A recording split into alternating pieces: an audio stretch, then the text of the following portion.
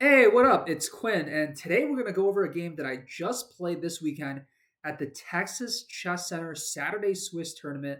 This is a U1600 section that I played in against an opponent who was rated about 1300. It was a really solid game by me, securing an early advantage due to a material gaining tactic and then simplifying down into an endgame, trading down a bunch of pieces and converting to victory. And I want to show you how I was able to do that in a very technical way throughout the game. So let's start right away. We are playing the Sicilian defense as a player with the black pieces.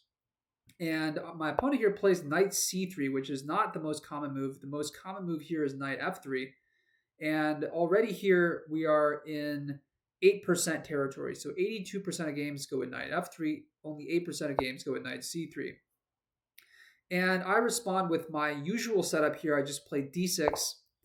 And then my opponent goes for the closed Sicilian, but first he plays f4. So this looks like the Grand Prix attack in the Sicilian defense, but it's not quite that.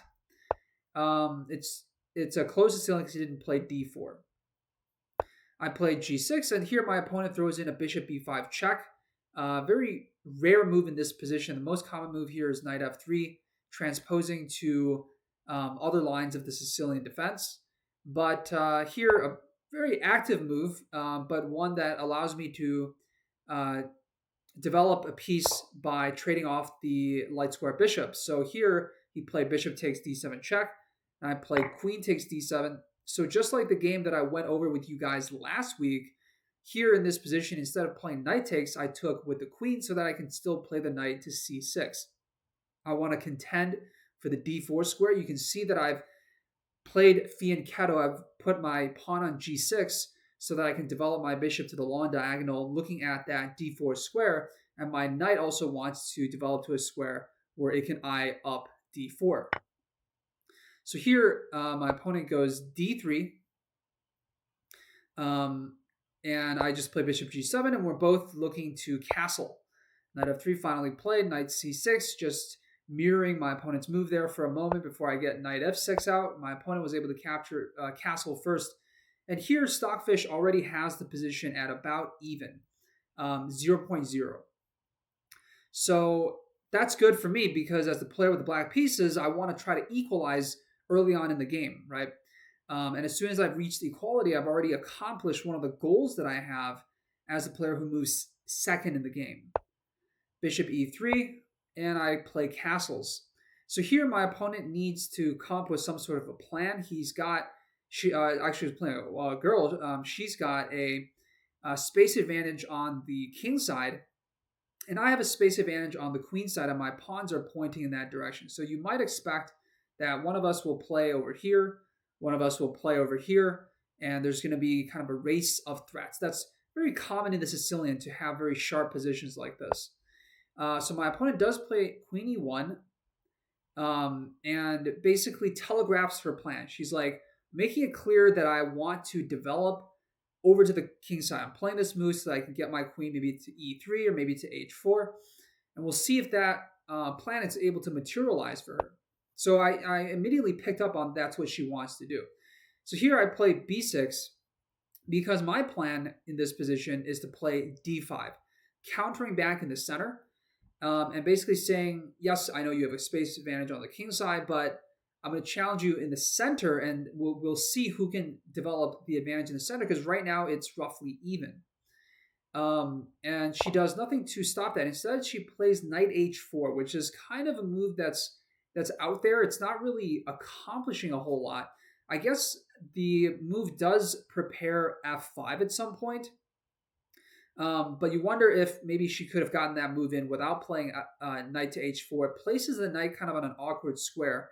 And the knight is really never going to be able to go to f5 because once she pushes the pawn there, I'm not really going to consider capturing it. I'll let her take on g6.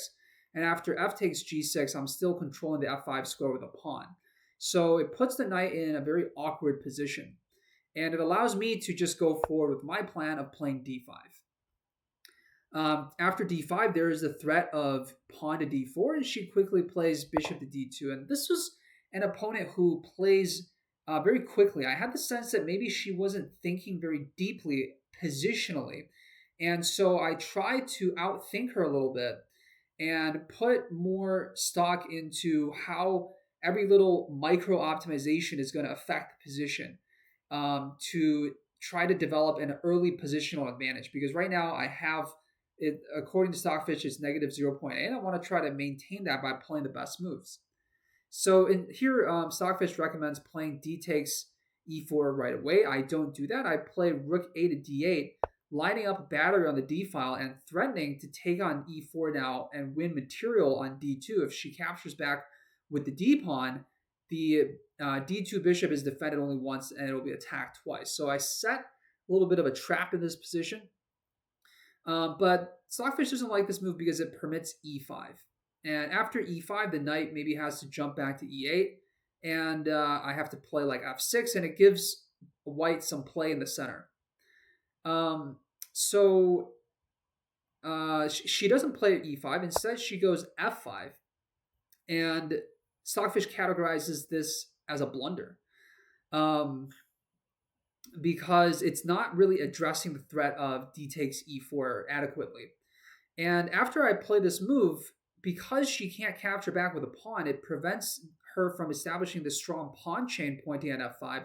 And instead, she's going to have to capture with the knight, which is what she does, because again, she doesn't want to blunder the bishop on d2. And now her pawns are kind of broken up, and her attempt to build up some pressure on the king side loses its sizzle. So after this move, I decide to take on e4 because I foresee there being a tactic. And the tactic unfolds as follows. After queen takes e4, once again, can't take with a pawn, so it has to take with a queen. I play a nice check on d4. And this check is going to force the trade of queens, which is already a move that I favor because she played queen e1 earlier, telegraphing that she maybe is an attacking player, likes to have queens on board, likes to put pressure on the opponent's king. So taking away that resource from her is going to be good for me. In addition to the other benefits of this, which is that it attacks this b2 pawn.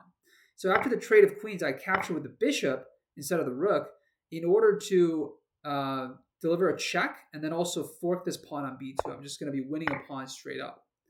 And then after rook a to e1, she's trying to create maybe some counterplay, putting the rook on a square where it's eyeing the e7 pawn. Currently, it's defended, so not to be concerned in any way. But I just play the bishop back to overprotect this pawn and also gain a tempo to attack the knight on h4.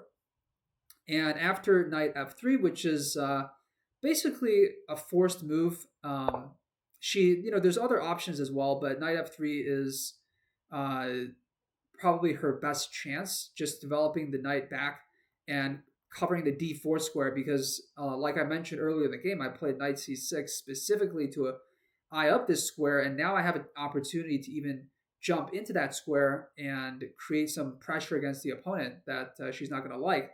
So knight f3, retreating from the attack and eyeing this square is the best move. But the problem with this is that it allows me to take on f5, and I've won another pawn. That means I'm 2 pawns up now. And after e6, I will have solidified that in the center. I don't have any passed pawns or any threats of creating one just yet, but with technique, I can convert this into a winning endgame. Here, she plays a very active move, bishop to h6, hitting the rook. And just to avoid any back rank tactics, I play the bishop to g7. It's the engine top move.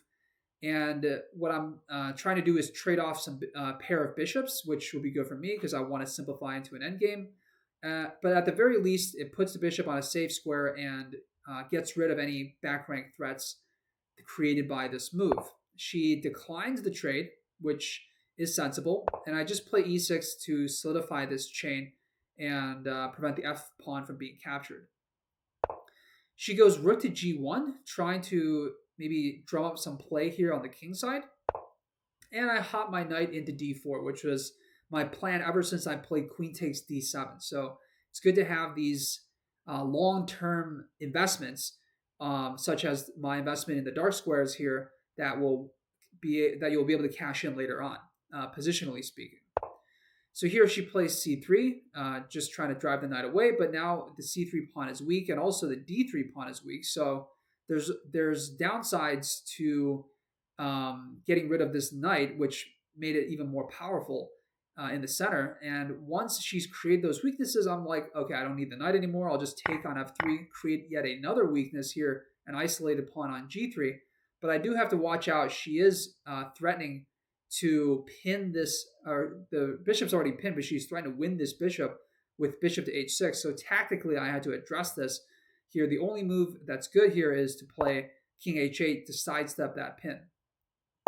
Here, my opponent plays h4, trying to just play very actively, trying to get something going on the king side where she has a couple pieces already pointing that direction. It's a very admirable attempt by her, but it allows me to play actively as well in the center, pick up my third up pawn, continuing to drive the pawn forward, and I just play h6. I don't really want to have my bishop driven away, and again, h6 would cover this g7 square and create some possible headaches for me on the back rank. So I'm like, I don't want any part of that. So I'm just going to play h6 and blunt that pawn.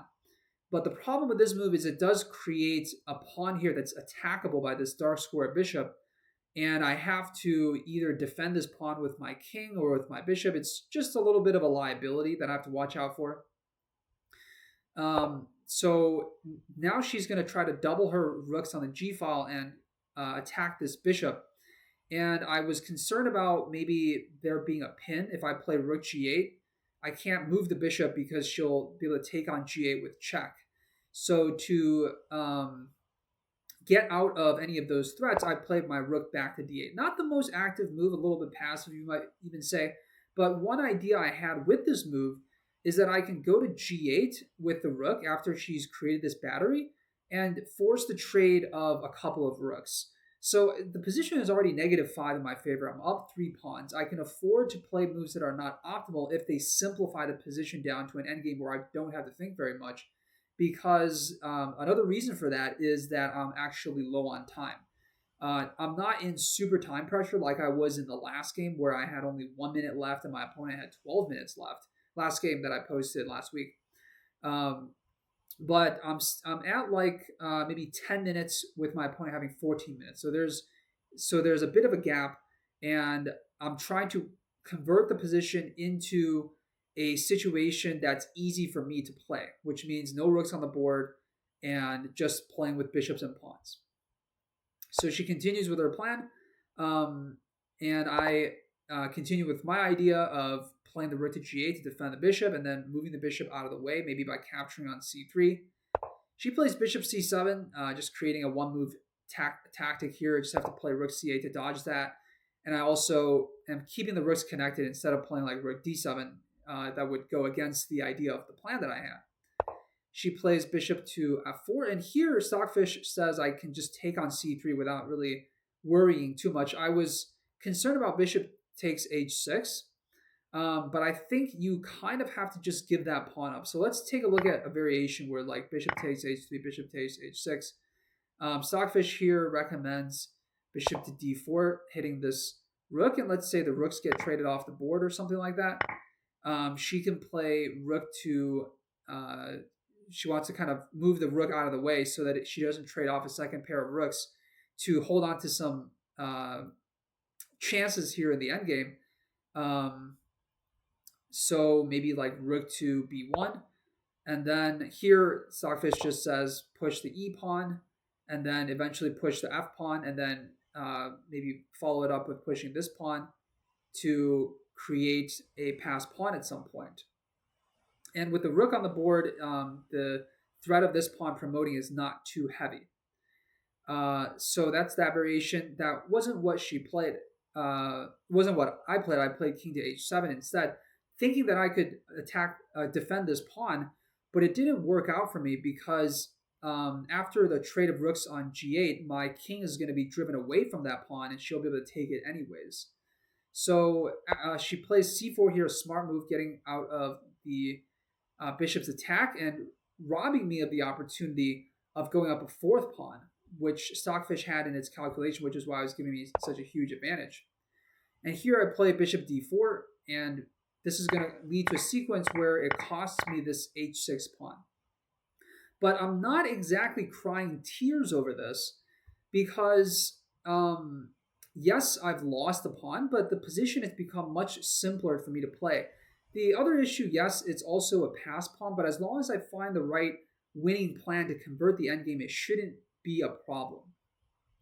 So I do play a6 here, trying to maybe play b5. She shuts that down immediately with a4, which is a nice move. Here, if I play b5, takes, and now she has a pass pawn, which I don't want to give her and give her that much counterplay. b5 would be a significant blunder in the position. So instead, I shift my attention over to the king side and try to get these pawns rolling. Play my king to h7 to drive the bishop away. She plays it back to d2. And I just play e5 with the idea of playing f4 to get this bishop's control of the h6 square out of the way, because right now I can't move my king forward. She plays king to g2, getting her king involved.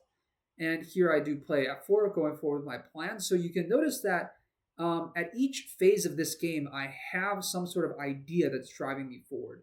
It's costing me a little bit of time to play this way. But once I have developed a plan, it lasts for multiple moves. And so I can fire off moves a little bit faster, once I've come up with a plan. But I also am playing with a purpose, and each move is serving that purpose. So it's helping me to accumulate different sorts of advantages. She plays the king to h3. And here, there is a move that I do regret. I should have played f5 here to prevent the king from coming into g4. And if I can do that, the only way that she can defend the pawn is by playing the king to h4 after I play king to h6. My idea is to try to win this pawn so that I'm the only person who has any chance of creating pass pawns and take away any counterplay. And if I take away the g4 square, and she can only go to h4, then I can deliver a check with the bishop on f2, drive her king back, and win this pawn. This bishop is completely helpless right now to aid in any of that. So I missed the opportunity to play that move. Instead, I played king to h6, and now she can get the king to g4, and now if I play f5, it's going to cost me a pawn. So after this move happened, I had myself a pretty extended think. I thought about this for about 2 minutes. And I'm like, how am I going to win the game? I can't create a pass pawn on the queen side. The king is kind of stuck here. She can just play random moves with the bishop, maybe not to there, but she can just kind of dance around with the bishop, and so that her king doesn't go into zugzwang, and basically prevent me from creating a pass pawn in the center by preventing this f5 move. And also she's got this pass pawn, which is saddling my king to this h6 square. If I move back, she goes king g5 and just drives my king down the board.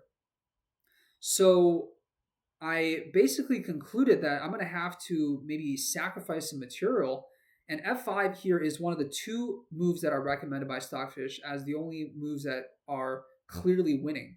So I do play f5 check. I calculated that if she takes, I can take, and then I win this king race. She's going to try to run to the queen side to win these pawns and create a pass a pawn. And I have fewer moves to get rid of this f pawn, which is not defendable by her dark square bishop, and then get my f pawn pushing down the board. My plan goes faster than her plan, so this is winning for me. So after I calculated that, I was able to play f5 check. She takes, I play king to h5, and then now the race begins, as I stated earlier. And she realized at this moment that she was probably not going to win that race. And I'm attacking her bishop. She thought about sacrificing the bishop for a couple of minutes here, just by playing king takes h6, king takes a6. But even if she ignores this bishop and tries to gain a tempo in this plan here, if she takes here and I take the bishop after pawn to a5, I can just play my bishop to c3, and I can win this pawn here on a5, or at least sacrifice my bishop for it. So that leaves me with two passed pawns going to queens and checkmating her very quickly. So she tried to hold on to her bishop here. It's not going to really make that much of a difference, as you'll see. Play f3, promote the pawn. And then to stop the pawn from promotion here, I just play queen to b1, which cuts off this entire b file. And then she's going to try to get the pawn as close to the promo square as possible. And here I play a nice move, bishop to e5, threatening a checkmate on b8. And the only move that stops it for a moment is bishop to b6. And she is in complete zugzwang. So after e3, she's got no good moves. The pawns can't move.